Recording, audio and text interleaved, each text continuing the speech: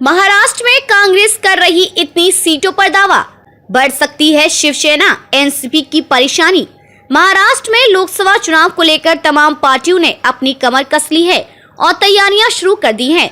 महाराष्ट्र में भी इस बार लोकसभा चुनाव में नए नए गठबंधन देखने को मिलेंगे। आगामी लोकसभा चुनाव करीब 3.5 दशक के बाद दो बिल्कुल नए गठबंधनों के बीच होगा। एक गठबंधन बीजेपी के साथ शिवसेना शिंदे गुट और एनसीपी अजीत गुट का है, तो दूसरा शिवसेना उद्धव गुट के साथ कॉन्फ्रेंस और एनसीपी शरद पवार का है। सीटों को लेकर क्या फंस जाएगा मामला? बीजेपी नीत गठबंधन के लिए सीटों का बंटवारा ज्यादा मुश्किल इसलिए नहीं होगा क्योंकि उसके साथ आए दोनों दलों की ज्यादा रुचि राज्य की राजनीति में है, लेकिन शिवसेना उद्धव गुट के साथ खड़ी कांग्रेस और एनसीपी के शरद पवार गुट की राष्ट्रीय राजनीति में रुचि जग जाहिर है।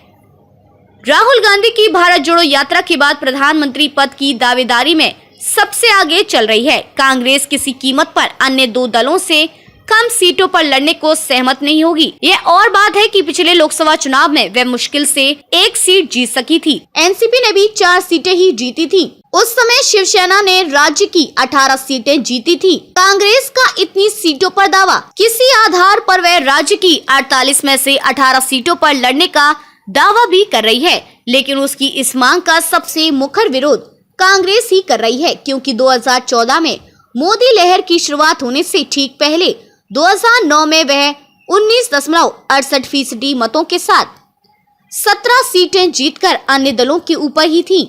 तब उसकी सहयोगी एनसीपी ने भी 19.28% मतों के साथ 8 सीटें जीती थी। 2014 में मोदी लहर की शुरुआत के बाद कांग्रेस और एनसीपी दोनों के सितारे गर्दिश में जाते रहे और उन्हें क्रमशः 2 और 4 सीटें प्राप्त हुई, जबकि शिवसेना बीजेपी को क्रमशः 18 और 23 सीटें प्राप्त हुई। लोकसभा चुनाव के इतिहास में शिवसेना की यह अब तक की सबसे बड़ी सफलता थी, जिसे वे अपनी निजी सफलता मानकर 6 माह बाद हुए विधानसभा चुनाव में सीटों के बंटवारे पर ऐसा अड़ी कि बीजेपी के साथ उसका 25 साल पुराना गठबंधन ही टूट गया। हालांकि चुनाव परिणाम आने के 1 माह बाद ही वह पुनः फडणवीस सरकार में शामिल हो गई, लेकिन कटुता उसके मन से ही नहीं गई, जिसके परिणाम स्वरूप 2019 का विधानसभा चुनाव बीजेपी के साथ लड़कर भी उसने सरकार उसके साथ नहीं बनाई और कांग्रेस एनसीपी के साथ जा मिली।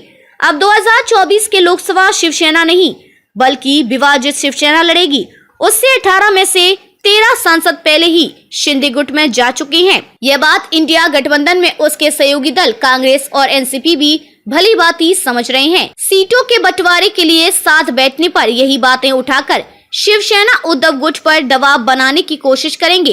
फिलहाल तो ज्यादा सीटों पर लड़ने की सबसे ज्यादा मजबूत दावेदार अविभाजित कांग्रेस ही लग रही है।